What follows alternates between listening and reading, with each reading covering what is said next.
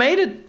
And as far as I know, it was not a mouse slip. I said this in the video of the recap of the game. This is one of the engine moves in this position, to play rook c3. And I mean, maybe he clicked the wrong piece before he clicked the square. I don't know. I didn't ask him, but he never recorded that. So yeah, pretty crazy. Let's go to the next one. The blunder heard around the world, 1972, game number 1 between Boris Spassky and Robert James Fischer, aka Bobby Fischer.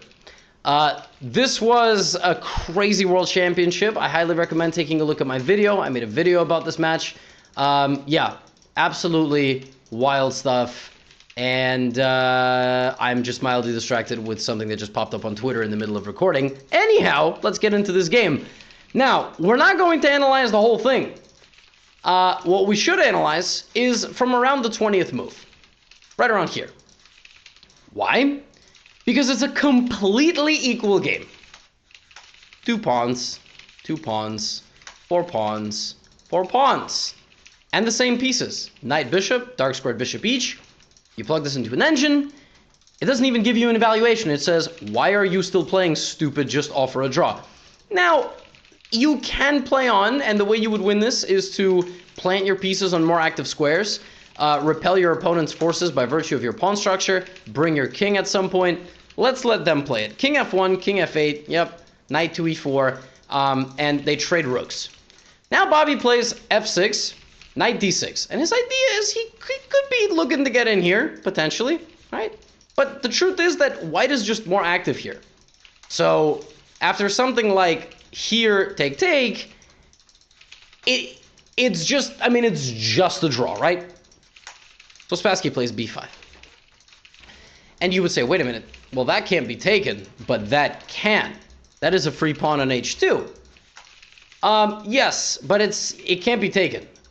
Because after bishop takes h2, white plays g3, and this bishop is stuck. There is actually no way to rescue it. If you play, this is a very standard thing. If you ever run away like this with a bishop, you have to understand that after something like bishop g1, there is always this move.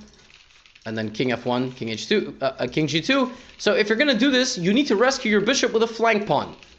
So something like h5, h4, and now you see the problem. If takes, beautiful, you get out. So right now it doesn't work. You can't do that. So Bobby did it. He played bishop takes h2, which is nuts. It was completely nuts. The whole world was like g3, king e2, king f3.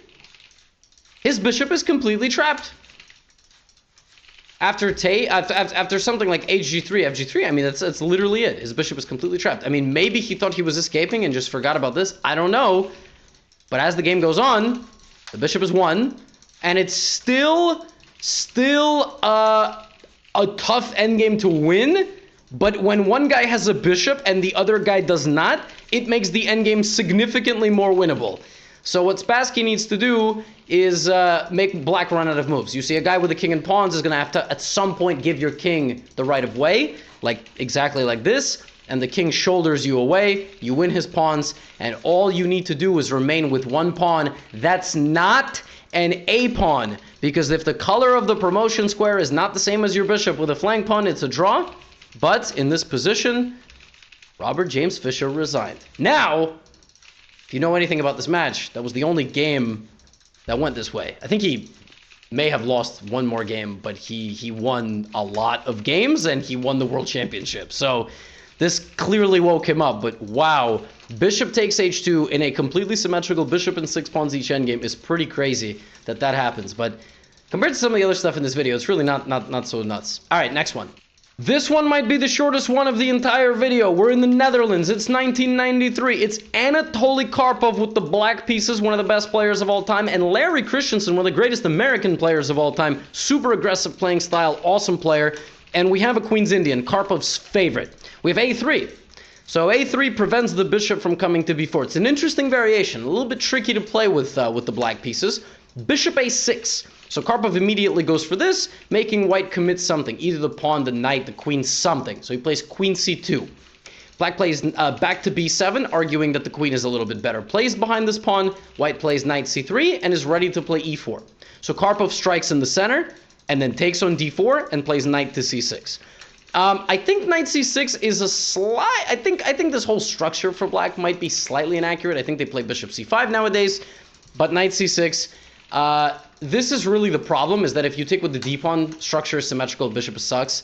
So takes, and Christensen here can develop his bishop, can attack the knight, or can develop this bishop on the dark squared diagonal. Karpov here plays knight h5 and attacks the bishop. The bishop goes here. Now, what black has to do here is figure out how he's going to develop. Because if he puts the bishop on c5, that's maybe not bad, and actually, structurally speaking, this is also completely fine. Or he can develop to e7, which is just a little bit more passive, and I think white will just get a comfortable position by kicking this knight out and then kicking it out again. However, he can also develop his bishop to d6, with the idea that after something like bishop to e2, he's going to go knight f4. So Karpov on move 11 played bishop d6.